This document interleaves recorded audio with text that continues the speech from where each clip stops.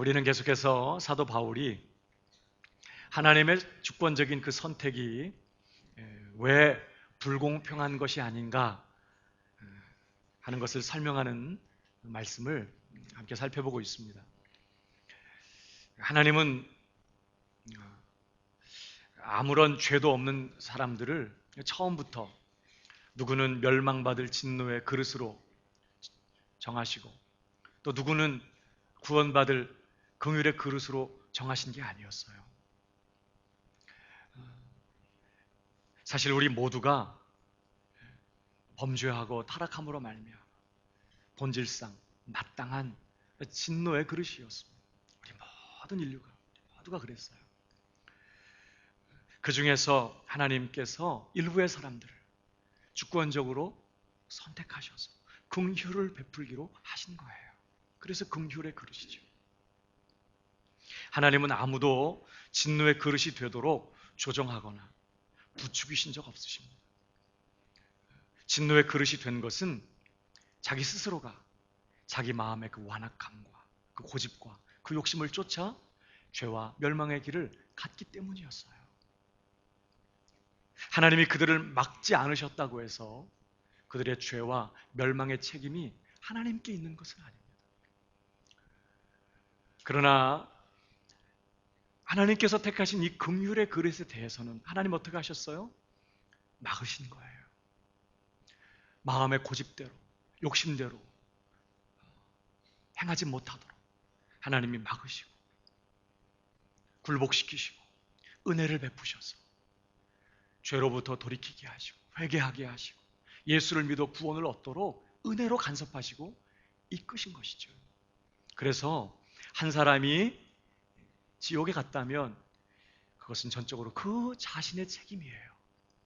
그러나 한 사람이 구원을 얻었다면 그것은 전적으로 하나님의 은혜라는 것입니다. 이제 그런 내용들을 우리가 쭉 정리해 왔어요. 자, 그런데 오늘 본문 22절을 보시면요.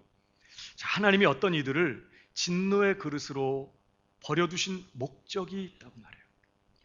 자, 그 목적이 뭐죠? 하나님이 그의 진노를 보이시고 그의 능력을 알게 하고자 하셨다. 반대로 어떤 이들을 긍휼의 그릇으로 불러내신 목적이 있습니다. 그건 뭐예요? 그들로 하여금 그 영광의 풍성함을 알게 하시기 위하여 긍휼의 그릇으로 구별하셨다는 거예요. 여러분, 우리가 이 본문 안에서 한 가지 좀 주목해야 될 내용이 하나 있어요. 여러분, 오늘 본문을 다시 보시면 여러분, 이 진노의 그릇을 왜 진노의 그릇이라고 부르죠? 왜 진노의 그릇이라고 불러요? 뭐라고 돼 있어요? 하나님이 그의 진노를 보이시고 그 심판의 능력을 알게 하고자 하셨기 때문에 그 진노의 그릇이라고 부르는 거예요. 그러면 여러분, 긍휼의 그릇에 대해서는 뭐라고 설명해야 되죠? 하나님이 그의 긍휼을 보이시고 그 긍휼의 풍성함을 알게 하고자 하셨기 때문이다. 이렇게 해야 맞아요, 표현이. 근데 지금 본문에서 뭐라고 표현했어요? 영광의 풍성함을 알게 하고자 하셨다. 이렇게 표현했어요. 지금 보이세요? 하나님의 긍휼이라는 단어와 하나님의 영광이라는 단어를 같은 의미로 쓰고 있다는 거예요.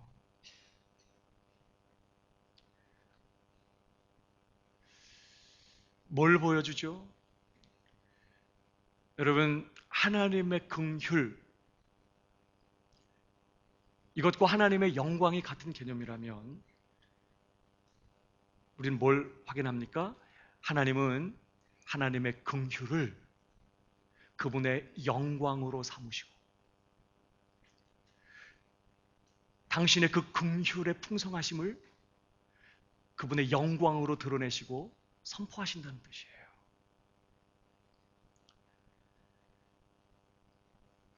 여러분, 하나님이 얼마나 크고 두려우시며 능력이 많으신 분이십니까? 얼마나 그가 높고 어미로우시며 거룩하시며 철저하게 죄를 심판하시는 그런 공의로우신 분이십니까? 누가 그의 진노 앞에 설 수 있겠어요? 누가 그의 심판을 피할 수 있겠습니까? 그런데 하나님은 자신의 그런 진노나 또 심판이나 어떤 크고 두려운 능력을 자신의 영광으로 삼지 않으셨다는 거예요. 오히려 그분의 긍휼, 자비, 인자하심, 사랑, 이것을 그분의 영광으로 삼으시고 우리가 하나님을 그런 분으로 알게 되기를 바라시고 기뻐하신다는 거예요. 야, 내가 얼마나 두렵고 무서운 하나님인지 아냐? 내가 얼마나 능력이 많은 하나님인지 알아? 감히 어디다 얼굴을 쳐들고 그러면서 막 그분의 무슨 그 능력과 어떤 진노, 막 그분의 어떤 그런 막 높으심, 이런 것을 하나님의 영광으로 삼지 않으시고 그분의 긍휼, 자비를 영광으로 삼으시고 그걸 드러내신다는 거예요. 여러분, 모세가요, 출애굽기 33장에 보면 그 범죄한 이스라엘 백성들을 위해서 중보하며 기도하다가 하나님 앞에 간구한 기도 제목 하나가 있어요. 33장 18절 보세요. 거기 이런 기도의 제목이 있습니다. 한번 읽어볼까요? 다 같이 시작. 원하건대 주의 영광을 내게 보이소서. 그러니까 모세가 간절한 기도의 제목 중에 하나가 이거예요. 하나님, 당신의 영광을 내게 보여주옵소서. 당신이 어떻게 영광스러운 분이신지 나로 알게 해주옵소서. 이럴 때 하나님께서 그 다음 절에 보면요, 이르시되 내가 내 모든 선한 것을 네 앞으로 지나가게 하고 여호와의 이름을 네 앞에 선포하리라. 여기 모든 선한 것, 여호와의 이름 다 하나님의 영광의 다른 표현들인 거 아시겠죠? 나는 은혜 베풀 자에게 은혜를 베풀고 긍휼을 여길 자에게 긍휼을 베푸느니라. 또 이르시되 네가 내 얼굴을 보지 못하리니 나를 보고 살 자가 없음이니라. 여호와께서 또 이르시기를 보라, 내 곁에 한 장소가 있으니 너는 그 반석 위에 서라. 내 영광이 지나갈 때에 내가 너를 반석 틈에 두고 내가 지나가도록 내 손으로 너를 덮었다가 손을 거두리니 네가 내 등을 볼 것이요 얼굴은 보지 못하리라. 하나님의 그 영광을 드러내시겠다는 거예요. 모세 앞에 당신의 영광의 그 어떠하심을 선포하시고 나타내셔서 모세로 알게 하시겠다는 거예요. 근데 하나님의 임재 앞에 그가 죽을 수 있으니까 그가 죽지 못하도록 보호하시면서 그의 영광을 드러내시겠다고 지금 말씀하셨어요. 그래놓고 그 다음 장에 보면요, 하나님이 모세 앞에 당신의 영광을 드러내십니다. 보실까요? 34장 5절. 여호와께서 구름 가운데 강림하사 그와 함께 거기 서서 여호와의 이름을 선포하실세. 여호와께서 그의 앞으로 지나시며 선포하시되 여호와로라 여호와로라. 그래놓고 뭐라 그래요? 자비롭고 은혜롭고 노하기를 더디하고 인자와 진실이 많은 하나님이라. 인자를 천대까지 베풀며 악과 과실과 죄를 용서하리라. 이게 지금 하나님이 당신을 소개하시는 내용이에요. 당신이 어떻게 영광스러운 분이신지 그분의 영광을 소개하시면서 하신 말씀이, 야, 내가 얼마나 무서운 하나님인지 알아? 내가 얼마나 두려운 하나님인지 알아? 내가 얼마나 높은 분인지 알아? 이렇게 말하는 게 아니라 자비롭고 은혜롭고 노하기를 더디하며 인자와 진실이 많은 하나님이라. 나 여호와는 어떤 하나님? 인자를 100대도 많은데 1000대까지 베풀고 악과 과실과 죄를 용서하는 그런 하나님이라는 거예요. 물론 여기에 이제 문맥은 회개하고 죄를 자복할 때 하루에도 7번씩, 아니 7번이 아니라 70번씩 7번이라도 용서하는 그런 하나님이라는 뜻이에요. 그러나 무조건 막 용서하겠다는 건 아니에요. 끝까지 죄를 회개치 아니하는 자들은 어떻게 해요? 그러나 벌을 면제하지는 아니하고, 이 말은 끝까지 돌이키지 않고 끝까지 고집스럽게 죄의 길을 가는 회개치 않는 죄인들에 대해서는 아비 악행을 어떻게 자손 3, 4대까지 보응하리라. 하나님은 그렇게 자신을 그런 자비롭고 은혜로우신 분으로 용서하시고 긍휼을 베푸시는 그런 분으로 소개하고 있어요. 사실 여기 그러나 벌을 면제하지는 아니하고 아버지의 악행을 자손 3, 4대까지 보응하리라, 이 말씀도 사실 우리가 조금 오해하는 말씀. 여러분, 이 말씀은요, 아버지의 악행을 막 자손 몇 대까지 막 이어가면서 형벌을 내리겠다, 그런 의미 아닙니다.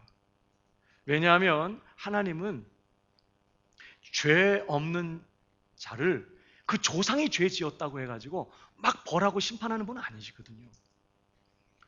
그 사람 당사자의 죄를 심판하시는 그러한 공의로우신 공평하신 하나님이세요. 그래서 아비의 죄 때문에 아들이 죄도 없는데 벌을 받지 않을 것이다, 그런 말씀 하셨어요. 여러분, 그러면 여기 아버지 악행을 자손 3, 4대까지 보응하겠다는 말씀은 무슨 의미일까요? 요즘은 핵가족 시대니까 가족 구성원이 아주 이렇게 아버지의 아들, 부모, 자식 이런 정도 살잖아요. 근데 그 당시에는 한 장막에 할아버지, 아버지, 나, 내 자녀들 다 같이 살았어요. 그 한 장막에 3, 4대가 함께 살아요.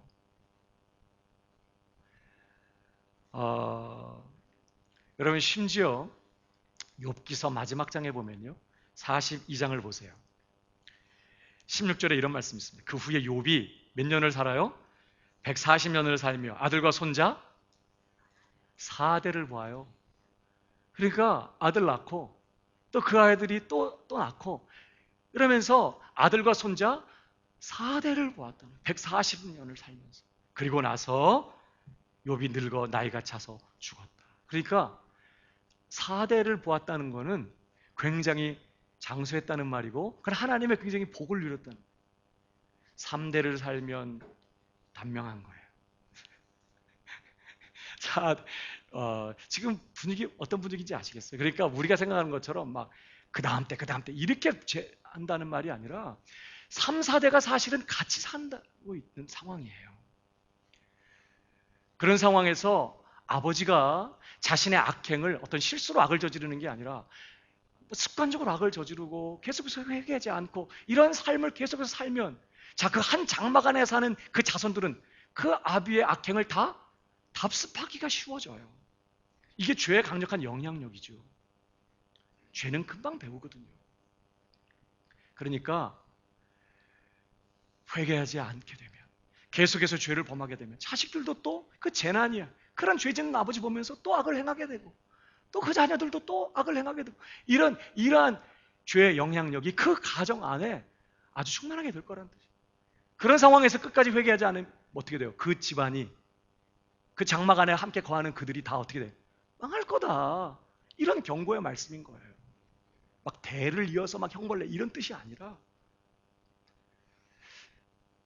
뿐만 아니라 한편으로 이 말씀을 가만 들여다보면요, 아버지 악행을 자손 3, 4대까지 보응하겠다 이래요.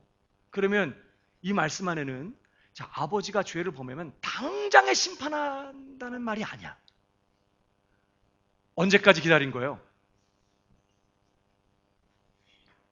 그가 또 아들을 낳고 그 아들이 또 아들을 낳고 이럴 때까지 오랜 세월을 하나님께서 기다리시겠다는 말도 여기 들어가 있어요. 지금 그렇게 오래 참으시고 기다리시며 아들을 낳고 손주를 낳고 또 그 손주가 또 자식을 낳고 이런 때까지 하나님께서 오래 참으시면서 그가 회개하고 돌이키기를. 왜? 돌이키면 용서하시고 살려주실 거니까. 그렇게 오랫동안 참고 기다리시는 하나님의 마음이 여기 지금 담겨 있는 거예요. 여러분, 그래서 오늘 본문도요, 22절 다시 보세요. 거기 보면 이렇게 되어 있습니다. 만일 하나님이 그의 진노를 보이시고 그의 능력을 알게 하고자 하사 멸하기로 준비된 진노의 그릇을 어떻게 해요? 오래 참으심으로 관용하세요. 당장에 심판하시는 게 아니라 마땅히 멸망받아야 될 멸망받기로 준비된 진노의 그릇에 대해서조차도 어떻게 하신다고요? 오래 참으세요. 언제까지? 또 자식 낳고 그 자식이 또 자식을 낳고 막 그렇게 몇 대가 이어질 때까지요. 기다리신다는, 오래 참으시면서 관용하시고 용납하시고, 그런 하나님이라는 거예요. 그러니까 하나님은 자신을 그런 하나님으로 지금 소개하세요. 하나님, 당신의 영광을 보여주세요 할 때, 나는 자비롭고 은혜롭고 노하기를 더디하는 하나님이다. 인자와 진실이 많은 하나님. 하나님이 많다면 진짜 많은 거지 뭐. 인자를 베풀되 천대까지 베풀고 악과 과실과 죄를 용서하는 하나님이다. 진노하고 심판하는 것을 기뻐하지 아니하고 오래 참고 용납하고 기다리면서 죄인이 회개하고 돌아와 살게 되기를 바라시는 그런 긍휼이 풍성한 자비하신 그런 하나님으로 당신을 소개하시면서 이것이 그분의 영광이라고, 우리가 그런 하나님으로 우리가 알게 되기를 바란다고 하나님 지금 말씀하고 있어요. 여러분, 엘리야 시대예요. 그 엘리야가 사역하던 시대 그 북이스라엘이 얼마나 영적으로 어려웠는지 몰라요. 그때 왕이 아합인데 이 아합 왕이 참 결혼을 잘못했어요. 그 아내인 이세벨이요, 바알 종교의 선교사예요. 얼마나 열심히 있는 선교사인지 북이스라엘에 시집 와가지고 자신의 왕권을 이용해서 아예 북이스라엘 전체가 우상숭배의 소굴이 되게 만들었어요. 선지자들이 많이 죽고 정말 온 백성들이 바알과 아세라를 숭배하는 그런 나라가 돼요. 그럴 때 이 엘리야가 얼마나 하나님께 열심히 정말 유별했는지 몰라. 자기 말대로 이 북이스라엘이 다시 하나님께로 돌아가게 하기 위해서, 바알과 아세라가 거짓 우상이며 우리 하나님 여호와가 참 하나님이라는 사실을 백성들이 깨닫고 그들이 하나님께로 돌아가게 되기를 원해서, 여러분 그가 어떻게 했는지 아십니까? 야고보서에 보면 그가 비 오지 않기를 간절히 기도한 즉 비가 오지 않았다 이렇게, 다시 기도한 즉 비가 왔다. 그러니까 여러분, 하나님 비 거두어 주세요. 비 내리지 않게 해주세요 하나님. 왜? 바알과 아세라가 무슨 신이었어요? 다산의 신, 풍요의 신. 풍년을 주고 비를 많이 내리게 해서 풍요를 주고 자식 많이 낳게 하고, 요즘으로 말하면 번영의 신이에요. 그러니까 사람들이 바알을 숭배하면서, 이게 바알을 숭배하면 비 잘 내리게 해서 농사 잘 짓게 되고 풍년 되게 한다, 이렇게 믿었던 거예요. 그러니까 바알이 거짓 우상이라는 게 증명되려면 아무리 열심히 바알을 섬겨도 뭐가 안 와야 돼요? 비가 안 와야 돼. 그러니까 하나님 앞에 비를 거두어 달라고 기도했어요. 그 피해를 직접 보는 사람이 자기 일도 포함돼요. 비 안 내리면 얼마나 불편하고 얼마나 어려워요. 그럼에도 불구하고 하나님이 참 하나님이신 거 알고 이 백성들이 죽게 돌아오게 하기 위해서 하나님 비 거두어 주세요. 비가 내리지 않습니다. 3년 6개월을 정말 메마른 땅. 어느 날 하나님께서 말씀하실 때 그가 아합을 만나요. 그리고 대결을 요청하죠. 바알과 아세라 선지자 850명, 하늘에서 불이 내리는 대결을 하겠다는 거예요. 누가 참 신인지 증명하자는 거예요. 그래서 결국 생명을 걸고 그 대결에서 승리하고 850명의 우상숭배 제사장들을 다 죽여요. 자, 이제는 뭐가 와야 되죠? 비가 와야 돼요. 만약에 바알이 참신이면 바알이 노발대발하겠죠. 막 자기 선지자들 다 죽였는데 그러면 비가 더 안 와야지. 근데 지금이야말로 이제 비가 와야 될 때인 거예요. 지금 와야 돼. 바알 선지자들이 다 죽었어.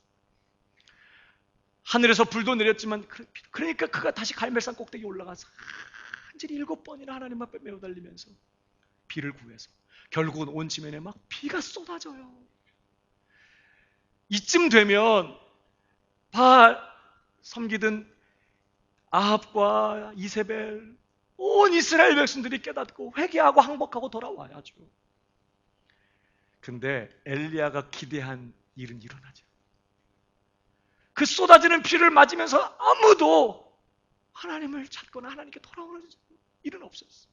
오히려 이세벨이요, 사신을 보내서 너 내일 이맘때까지 내가 너 죽이지 않으면 신들이 내게 벌을 내리길 원한다, 이러면서 협박을 합니다. 엘리야가요, 얼마나 낙심이 되든지, 목숨 걸고 850명과 싸웠던 엘리야가 이세벨의 말 한마디 때문에 그냥 마음이 낙심이 돼가지고 도망을 쳐요. 로뎀나무 아래 주저앉아서 하나님 앞에 뭐라고 기도하죠? 하나님, 조카오니 내 생명을, 여러분, 생명 거두어 달라는 기도는요, 하나님께 삐졌을 때 하는 기도예요. 지금 하나님 앞에 시험 들었어, 지금 이 엘리야가. 그럴 때 하나님이 이런 막 이렇게 하면서 괘씸하게 생각한 게 아니라 천사를 보내서 그를 어루만지시고 너무 피곤해하니까 막 주물러 주시고 그러면서 먹이시고 격려하시면서 그가 40일을 달려서 호렙산까지 갈 수 있도록 그렇게 격려해 주세요. 그가 호렙산의 한 동굴에 들어가 숨어 있습니다. 그러니까 마음이 너무 낙심이 되고, 이제 안 해, 나 안 해, 막 이런 거예요. 그럴 때 하나님이 찾아보셨어요. 엘리야야, 너 왜 여기 있냐? 이게 묻습니다. 그럴 때 엘리야가 한 대답이 열왕기상 19장 10절에 나와 있습니다. 보십시오. 그가 대답하되 내가 만군의 하나님 여호와께 열심히 유별하오니 이는 이스라엘 자손이 주의 언약을 버리고 주의 제단을 헐며 칼로 주의 선지자들을 죽였으며오며 오직 나만 남았거늘 그들이 내 생명을 찾아 빼앗으려 하나이다. 여러분, 이 말에 담겨있는 엘리야의 항변이 뭐예요? 내가 하나님께 대해서 이렇게 열심히 특별한데 이제 나 하나 남았는데 저들이 나까지 죽이려고 합니다. 그럼 무슨 말이에요? 근데 왜 하나님 가만 계세요? 아니 왜 하나님 근데 가만 계시냐고요? 난 이렇게 그냥 안타까워 미치겠는데. 아니 왜 하나님은, 아니 갈매산에서 막 하늘에서 불을 내리실 수 있는 그 실력이시라면 왜 악인들 가만 놔두시냐고요? 그냥 폭풍으로 다 쓸어버리시든지 땅을 갈라서 그냥 악인들을 다 삼켜버리게 하시든지 아니면 불을 내보내서 그냥 홀랑 다 태워버리시든지, 아니 하나님의 능력을 좀 나타내시고 하나님 좀 보여주세요. 왜 하나님 가만 계신 거예요? 지금 하나님께 삐진 겁니다. 하나님이 그 마음을 읽어요. 그러니까 우리가 기도해도요, 하나님은 마음을 아세요. 그 다음 절을 보실까요? 여호와께서 이르시되 너는 나가서 여호와 앞에서 산에 서라 하시더니 여호와께서 지나가시는데 여호와 앞에 크고 강한 바람이 산을 가르고 바위를 부수나 바람 가운데 여호와께서 계시지 아니하며, 엄청난 바람이 하나님 앞에서 확 산들이 쪼개져요. 여러분, 이 바람이면 아합의 궁궐 이세벨 한 방에 날아갈 수 있습니다. 야, 너 내가 이렇게 했으면 좋겠지, 이런 거예요. 근데 거기에 하나님 안 계십니다. 그 다음에 바람 후에 지진이 있으나 지진 가운데에도 여호와께서 계시지 아니하며, 너 내가 이렇게 지진으로 다 멸망시켰으면 좋겠지? 그럼 거기 하나님 안 계십니다. 또 지진 후에 불이 있으나 불 가운데도 여호와께서 계시지 아니하더니 불 후에 세미한 소리가 있는지라. 그러니까 무슨 말이죠? 지금 하나님이, 야 엘리야야, 내가 지금 이럴 능력이 없어서 내가 이러고 있는 줄 아느냐? 지금 당장에라도 내가 폭풍을 보내고 지진을 일으키고 불을 내보내서 악인들을 한 방에 다 쓸어버리고 다 진멸할 수 있는 그런 하나님이야. 그런데 나 그렇게 안 한다. 나는 그걸 원하지 않아. 난 그런 하나님 아니야. 그러면서 어떻게 해요? 세미한 소리로 엘리야가 계속해서 해야 될 일을 지시하세요. 너는 누구에게 가서 선지자로 기름을 붓고, 너는 누구에게 가서 기름을 부어 왕을 삼고, 그러면서 그가 계속해서 해야 할 일을 지시하시면서 오래 참고 계신 그 이세벨과 그 아합과 범죄하고 있는 이스라엘 백성들을 오래 참고 계시는 그런 하나님의 모습을, 마음을 이렇게 말씀하시면서 엘리야를 설득하고 계세요. 여러분, 더 놀라운 건요, 21장으로 넘어가면 그 아합이 자기 욕심으로 나봇이라는 사람을 이제 제거하고 그의 포도원을 빼앗습니다. 얼마나 악한. 그래서 하나님께서 엘리야를 보내서 아합, 너와 너희 집안 내가 싹 쓸어버리겠다. 이렇게 막 말씀하셨어요. 여러분 진짜 쓸어버리고 싶으면 어떻게 하면 돼요? 그냥 뭐 얘기할 게 뭐 있어. 그 밤에 갑자기 뭐 지진이 나든지 불이 오든지 뭐 그렇게 하시면 되지. 너 죽는다 이렇게 왜 얘기해요? 하나님의 마음이 따로 있어요. 여러분 보세요. 거기 보면 왕상 열왕기상 21장 27절에 아합이 이 모든 이 심판의 엄중한 심판의 말씀을 듣고요. 들을 때에 어떻게 해요? 그의 옷을 찢고 굵은 배로 몸을 동이고 금식하고 굵은 배에 누우며 또 풀이 죽어 다니더라. 하나님 앞에 너무 두려워가지고 그렇게. 그러자 하나님이요 엘리야를 부르세요. 여호와의 말씀이 디셉 사람 엘리야에게 임하여 이르시되 아합이 내 앞에서 겸비함을 네가 보느냐? 그러면서 얼마나 좋아하셔. 그러면서 하는 말이요 기다렸다는 듯이 그가 내 앞에서 겸비함으로 내가 재앙을 저희 시대에는 내리지 아니하고 그 아들의 시대에야 그의 집에 재앙을 내리리라 하셨더라.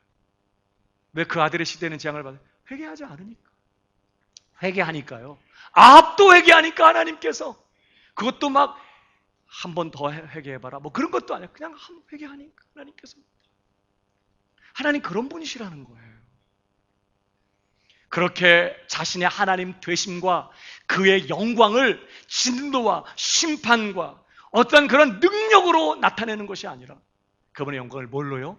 그런 긍휼과 자비와 오래 참으시는 그 사랑으로 그의 영광을 드러내시고 그런 하나님으로 당신을 나타내시기를 기뻐하시는 그런 하나님이더라는 거예요.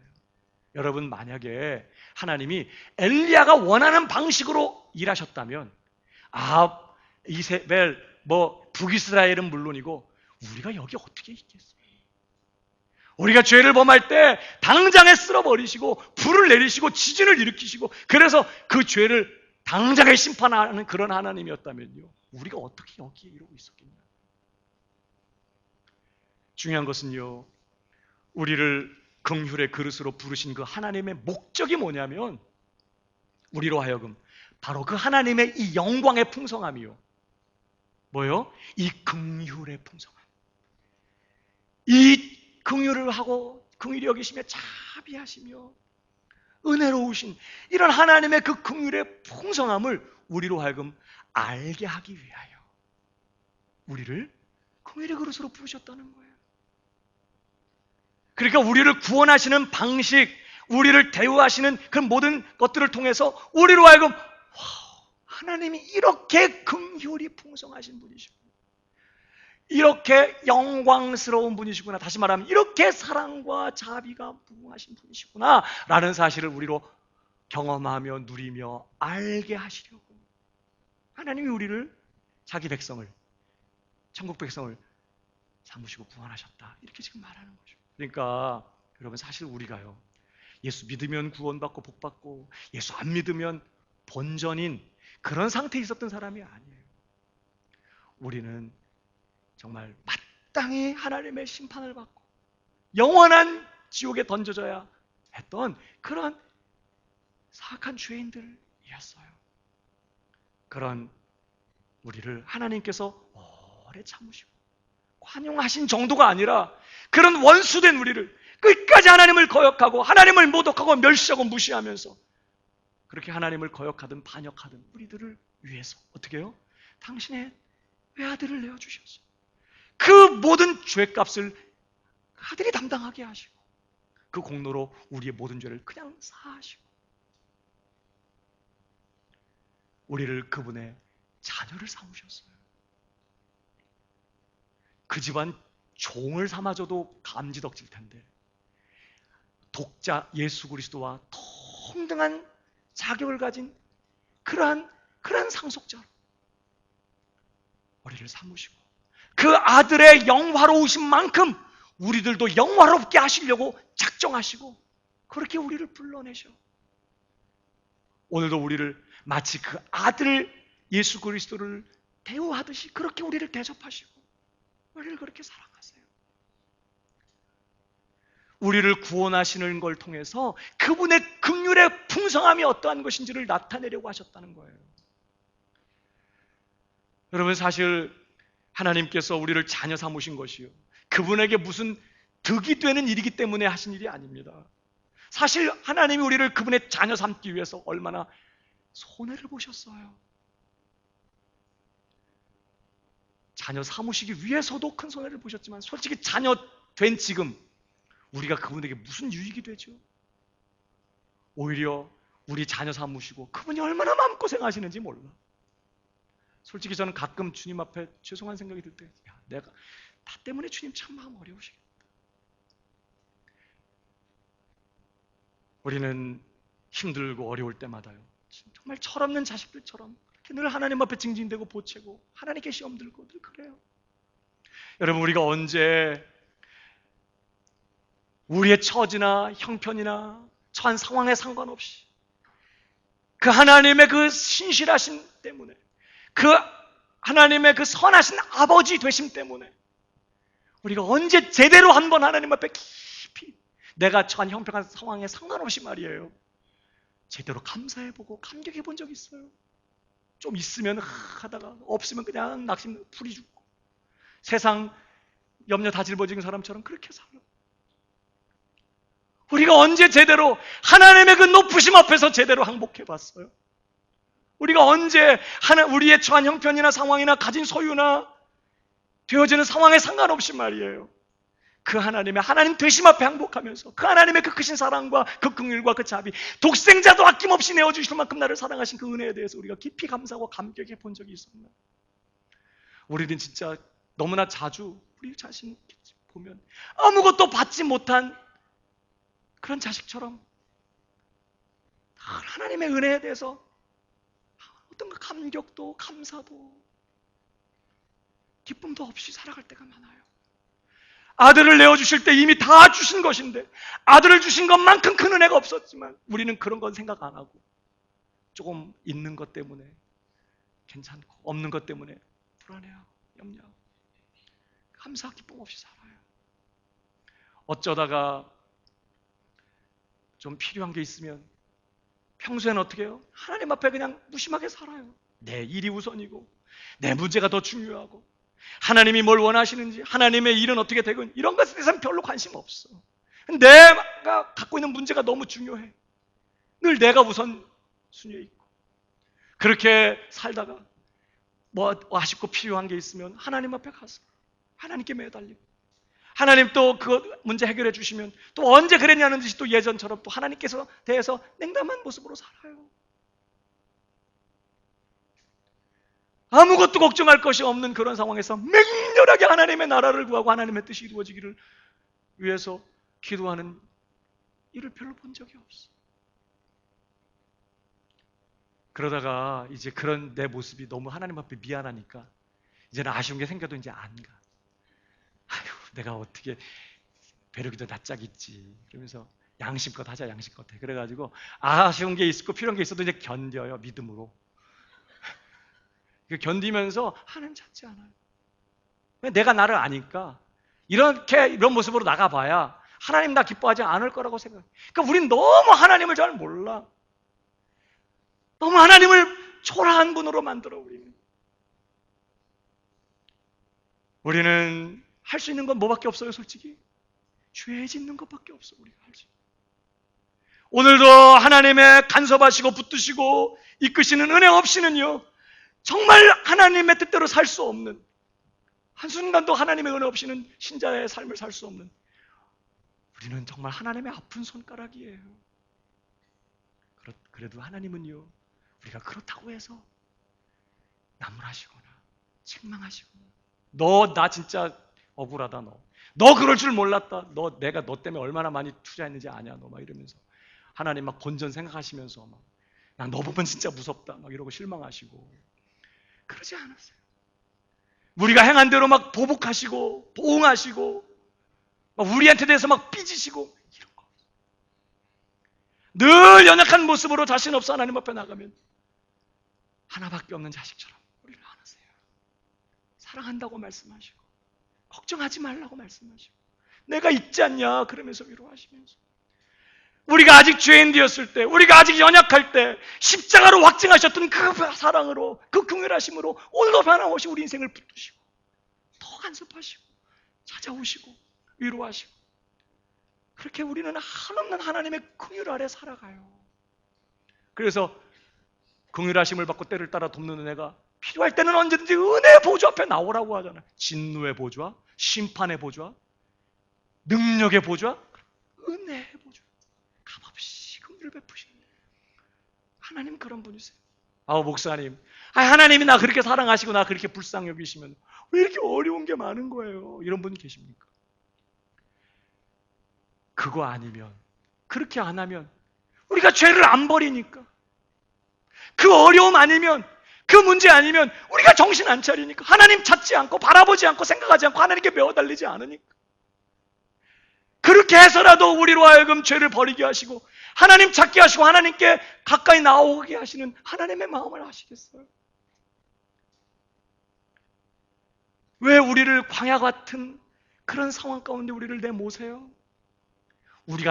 우리에게 정말 필요한 것이 지금 내가 원하는 세상적인 것들이 아니라 하나님 그분이라는 사실을, 하나님 한 분이면 충분하다는 사실을 우리로 확인하게 하기 위하여, 경험케 하기 위하여 하나님은 아무것도 없는 광야 같은 곳으로 우리를 내몰 때가 있어요. 여러분, 광야에서 이스라엘에서 40년을 살면서 아무것도 없는 그 광야에서 뭘 배워요? 하나님 한 분이면 충분하구나. 그걸 광야에서 배워. 그러니까 하나님께서 우리에게 고난을 허락하실 때에도요, 우리가 미워서, 우리가 못마땅하고, 우리가 싫어서, 실망해서 벌 주려고 짜증나서 하는 거 아니란 말이에요. 우리를 향한 그 긍휼의 풍성함이요, 그 풍성한 긍휼을 가지고 내 인생을 늘 찾아오시고 간섭하시는 그런 하나님이라는 거예요.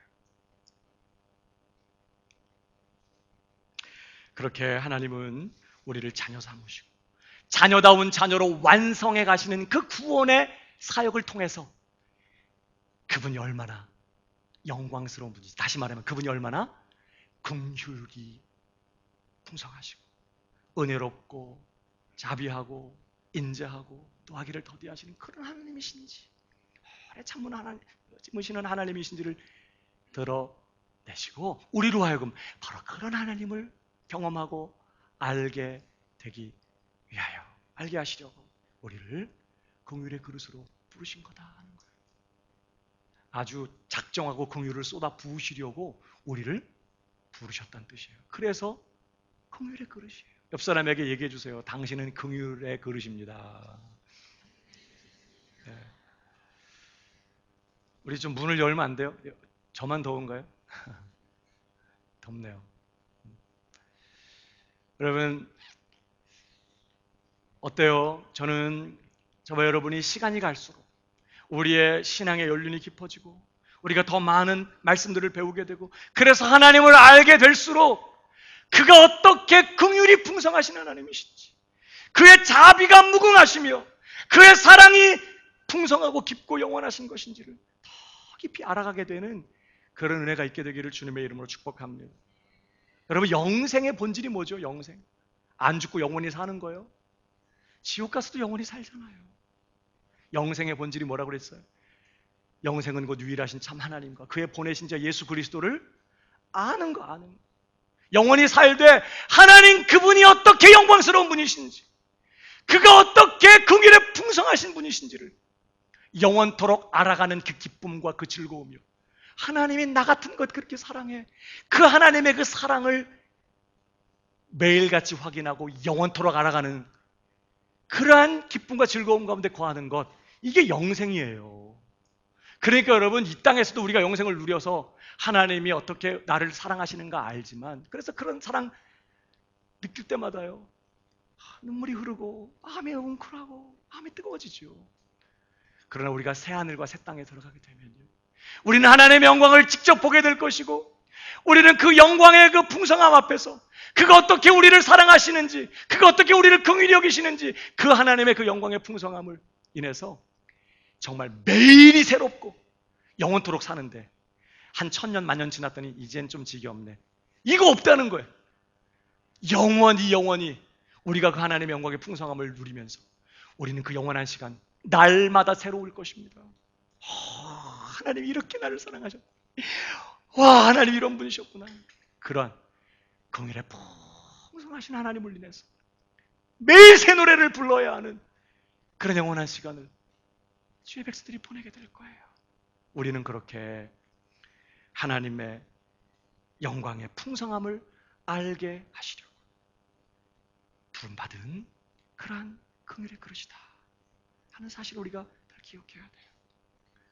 사랑하는 여러분, 이제 말씀을 정리하면서요, 오늘 본문 23절을 보면 이 긍휼의 그릇에 대해서 뭐라고 설명하냐면 영광받기로 예비하신 바 긍휼의 그릇이, 긍휼의 그릇을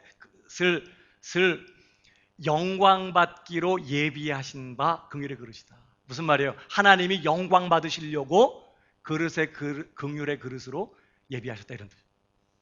그러니까 긍휼의 그릇인 우리를 통해서 하나님이 영광을 받고자 하셨다, 이런 뜻입니다. 긍휼의 그릇인 우리를 통해서 하나님이 언제 영광 받으실까요? 언제 영광 받으세요? 하나님 영광을 받으세요. 이렇게 하면 영광 받으시나요? 물론 그렇게도 영광 받으시겠지만 언제 영광을 받으실까요? 그 답이 그 구절 안에 있는 거예요. 언제요? 우리가 그 영광의 풍성함을 알 때. 나 같은 것, 어떻게 하나님이 사랑하셨는지, 어떻게 나 같은 것을 그 은혜로 구원하셔서 변함없는 그 은혜와 긍휼과 자비로 내 인생을 붙드시며 그 변함없는 신실하심으로 나 같은 것을 그 구원의 완성의 자리까지 이끌어가고 계시는지를 확인하면서 하나님, 내게 당신 같은 분 없으십니다. 당신같이 긍휼이 풍성하신, 자비하신, 사랑이 많으신 그런 하나님 없으십니다. 나 당신으로 인하여 만족하고 당신이 내 유일한 위로이시고 만족이시고 기쁨이시고 내 유일한 자랑이시고 내 최고의 자랑이시고 나를 사랑하시는 하나님 당신으로 인해서 세상 어떤 것도 두렵지 않습니다. 정말 그런 그 영광의 하나님이요, 그 긍휼의 풍성하신 그 하나님을 인해서 말할 수 없이 우리가 기뻐하고 즐거워하고 만족해하고 그 하나님으로 인하여 행복해할 때 하나님이 영광을 받으신다, 이 말이에요. 그러니까 여러분,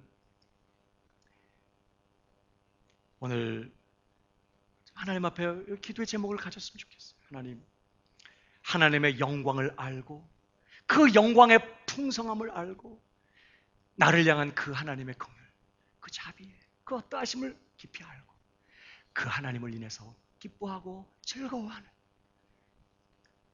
그런 하나님의 영광의 풍성함을 아는 신자가 되게 하여 주시옵소서. 뭐 때문에 우리가 기뻐해요? 하나님의 영광을 인해서 기뻐하고 하나님의 영광 앞에서 감격하고 하나님의 영광 앞에서 경외감에 사로잡히고 그런 신자들 됐으면 좋겠어요. 통장에 늘어가는 돈이 기쁨이고 좋은 직장에 다니는 내 남편이, 공부 잘하는 자식들이 나의 기쁨이 아니라 나를 사랑하시는 그 영광의 하나님이 내 유일한 기쁨이고 만족이, 최고의 자랑이 되고 기쁨이 되는, 그래서 그런 하나님을 자랑하고 그 하나님 때문에 든든해하고 그 하나님 때문에 세상 어떤 것도 부러워하지 않고 두려워하지 않는 그러한 하나님의 영광을 아는 신자들이 되기를 주님의 이름으로 축복합니다. 여러분, 우리 한 가지 조심할 거 있어요. 이런 하나님의 긍휼, 이런 하나님의 자비, 이런 하나님의 사랑, 이런 하나님의 오래 참으심을 이용해 먹는 악한 자녀가 되어서는 안 된다는 거예요.